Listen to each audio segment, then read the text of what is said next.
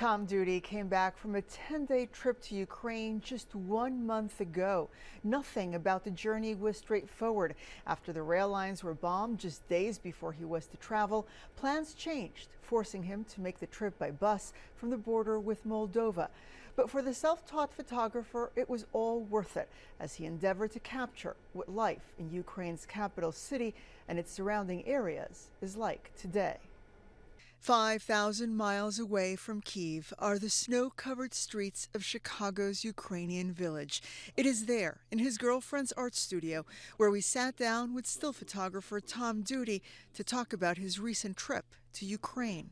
I'm not a war photographer. I don't do bombs and trenches. What I wanted to do is I wanted to meet the people, and I wanted to personally experience what they were going through and what it was like. Scheduled blackouts, nightly air raids were just one part, the expected part of what Duty encountered. The juxtaposition of normalcy while living in a war-torn country. At night there's nothing going on. And then at about 8:30 or 9 a.m., people just team out.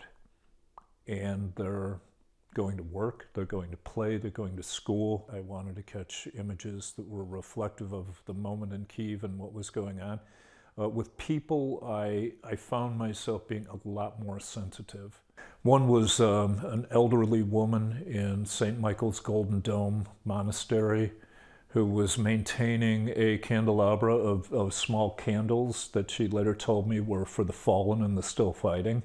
Another one was Freedom Square, which is covered in Ukrainian flags and patriotism. There was a man who was kneeling and communing with a photograph, and he was just talking. But while most of his time was spent in Kyiv, Duty also visited some of the surrounding areas, like Borodyanka, a town briefly occupied by the Russian army. I went to visit the memorial of the fallen. Ludmilla had a broom, and she had survived the 30-some days of occupation and all of these atrocities. Her contribution was she sweeps the graves. Wow, what a story. And that was our Michelle Gallardo reporting.